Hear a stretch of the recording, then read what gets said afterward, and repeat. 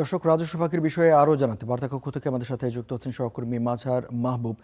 এবং মাহবুব, আপনার কাছ থেকে জানতে চাইবো যে জমি কিংবা ফ্ল্যাট কেনাবেচায় কর ফাঁকি বন্ধের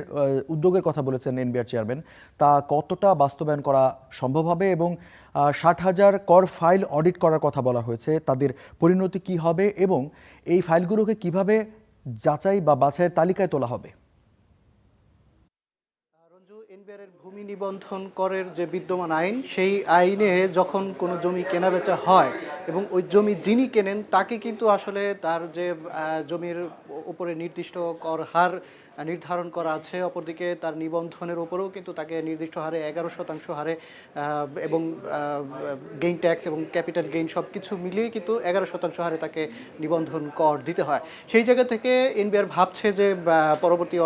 আগামী অর্থ বছর থেকে আসলে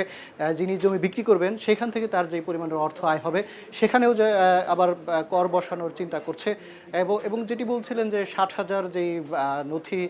তারা যেটি অডিট করবেন, অর্থাৎ এনবিআর বলছে যে 2023 থেকে 24 অর্থ বছরের আগ পর্যন্ত তাদের হাতে করদাতাদের যে ডেটা সেটি কিন্তু অনেকটাই আসলে ডিজিটালাইজেশন না হওয়ার কারণে, সংরক্ষণ না থাকায় তাদের কাছে অনেক ধরনেরই আসলে কর ফাঁকি ধরতে আসলে বেগ পেতে হচ্ছে। সেই জায়গা থেকে এনবিআর 60,000 নথি তারা কর ফাইলকে তারা আগামী এক সপ্তাহের মধ্যেই কার্যক্রমটা শুরু করবে। এই অর্থ বছরের আগে অডিট করবে। সেই অডিট থেকে আসলে যেই ধরনের আয়ের তথ্য উঠে আসবে, সেখান থেকে পরবর্তী অর্থ যেগুলোকে আইনের আওতায় এনে কীভাবে সেখান থেকে রাজস্ব আহরণ বাড়ানো যায়, সেই কার্যক্রমটা কিন্তু এক সপ্তাহের মধ্যে তারা গ্রহণ করবে। কারণ এনবিআর পক্ষ থেকে বলা হচ্ছে যে নতুন সরকার দায়িত্ব নেবার পর যেই ধরনের সামাজিক নিরাপত্তামূলক কার্যক্রমগুলো এসেই আসলে তাদের নির্বাচনী ইশতেহার অনুযায়ী কার্যক্রম হাতে নিয়েছে, সেখানে কিন্তু বিপুল পরিমাণ অর্থের যোগান দিতে হবে, যেটি আসলে এনবিআরকেই দিতে হবে। কারণ রাজস্বের সবচেয়ে বড় দায়ভার যেহেতু এনবিআরের ঘাড়ে, কিন্তু এরই মধ্যে চলতি অর্থ বছরে 71,000 কোটি টাকা তাদের রাজস্ব আহরণের লক্ষ্যমাত্রা থেকে তারা পিছিয়ে আছে, ঘাটতি রয়েছে। সেখান থেকে পরবর্তী অর্থ বছরে আসলে তাদের যে লক্ষ্যমাত্রা দেওয়া হবে সেখানে কী ধরনের নীতি নির্ধারণ করা হবে এবং সেই পলিসি অনুযায়ী কিভাবে তাদের রাজস্ব আহরণ বাড়াবে, সেটা কিন্তু একটা চ্যালেঞ্জের বিষয় হয়ে দাঁড়িয়েছে। এখন সেই বিষয় নিয়ে আসলে গত বেশ কয়েকদিন ধরেই যে প্রাক বাজেটে আলোচনা চলছে, প্রতি অর্থ বছরের আগে যে আলোচনা হয়, সেই আলোচনায় এনবিআর বরাবরের মতোই বলছে যে আসলে যেই ধরনের কর অব্যাহতি বিভিন্ন জায়গাতে দেওয়া আছে, বিভিন্ন ব্যবসা খাত, বিভিন্ন ব্যক্তিকে নানা পর্যায়ে যেখানে অব্যাহতি দেওয়া আছে, সেগুলো ধীরে ধীরে তুলে নেওয়া হবে। এবং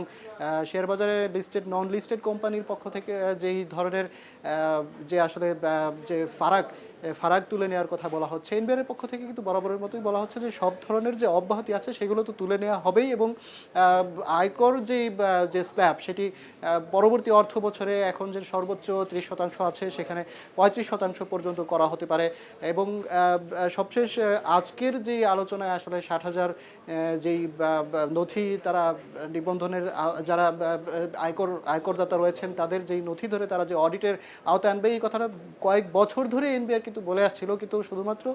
তথ্য তাদের কাছে সঠিক না থাকবার কারণে তারা এটি বাস্তবায়ন করতে পারছিল না। আগামী এক সপ্তাহের মধ্যেই হয়তো তারা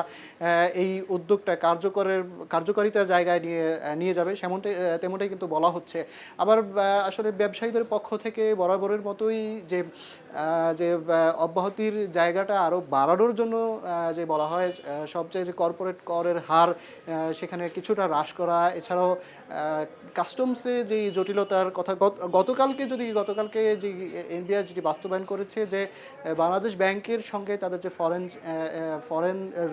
ফরেন এক্সচেঞ্জ রেটের সাথে যেই অসামঞ্জস্যতা এতদিন ছিল, সেখানে কাস্টমসে আসলে যেই ধরনের নথিপত্র কাগজে জমা দেওয়া হতো, সেখানে অনেক তথ্যে গরমিল থাকতো। যারা আমদানিকারক বা রপ্তানিকারকরা রয়েছেন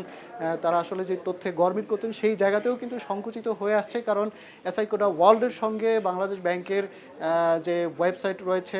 ফরেন এক্সচেঞ্জের, সেইখানে কিন্তু সংযুক্ত করা হবে। অর্থাৎ আমদানিকারকরা যেই বিল অফ এন্ট্রি দেবেন বা যেই এলসি করবেন, সেই এলসির সঙ্গে আসলে যারা রপ্তানিকারক তারা যে আবার পণ্য পাঠাবেন, এই দুইটার সঙ্গে যে তথ্যের সমন্বয়, সেটি এসআই করার সঙ্গে সংযুক্ত করা হবে, সেটি বাংলাদেশ ব্যাংকের সঙ্গে সঙ্গে সংযুক্ত করে আসলে সেই জায়গাতে যে ফাঁকির জায়গা সেটিও কিন্তু বন্ধ করা হচ্ছে। সবকিছু মিলে আগামী অর্থ বছরে নীতিগত যেই ধরনের সিদ্ধান্ত এনবিআর নিতে যাচ্ছে সেইখানে কিন্তু আসলে কী ধরনের নীতিগত সিদ্ধান্ত নেওয়া হবে সেটা এনবিআর কিন্তু তার আগেই এই এক মাসে অর্থাৎ যে প্রাক বাজেট আলোচনা চলছে বরাবরের মতোই কিন্তু তারা জানিয়ে দিচ্ছে। প্রথমত হচ্ছে যে এই অর্থ বছরে যেখানে ৭১,০০০ কোটি টাকা তাদের ঘাটতি রয়েছে, এই ঘাটতি আগামী অর্থ বছরে যেন তাদের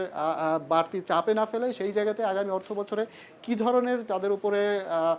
লক্ষ্যমাত্রা নির্ধারণ করে দেওয়া হবে সেটি কিন্তু এখনো পর্যন্ত এনবিআরের পক্ষ থেকে আসলে কোনো ধরনের প্রস্তুতি যে নেয়া সেটি এনবিআর বলছে যে আসলে প্রতি অর্থ বছরেই তাদের উপরে যেই ধরনের লক্ষ্যমাত্রা দেওয়া হয় সেটা তাদের উপরে আসলে বড় ধরনের একটা চাপিয়ে দেওয়ার মতোই। কারণ অর্থ মন্ত্রণালয় থেকে অর্থ বছরের মাঝামাঝি যেহেতু এই ২০২৫-২৬ অর্থ বছরে যেটি ঘটেছে যে ৫৫,০০০ কোটি টাকা লক্ষ্যমাত্রা বাড়ানো হয়েছে, সেই জায়গা থেকে এই ধরনের বাড়তি যে করারোপ জমি নিবন্ধন করের উপরে যিনি বিক্রি করছেন তার উপরে আবার বাড়তি করারোপ, এরপরে অডিট করে সেই জায়গাতে তথ্য জোগাড় করে আবার তাদেরকে নতুন করে ফাঁকি রোধে কার্যকর পদক্ষেপ নেওয়া, এই সমস্ত বিষয়গুলো আসলে নীতিগত সিদ্ধান্তের মধ্যে আগামী অর্থ বছরে যোগ হবে, এমনটাই কিন্তু এনবিআরের পক্ষ থেকে বরাবরের মতোই বলা হচ্ছে। রঞ্জু। মাঝার মাহবুব, আপনাকে ধন্যবাদ।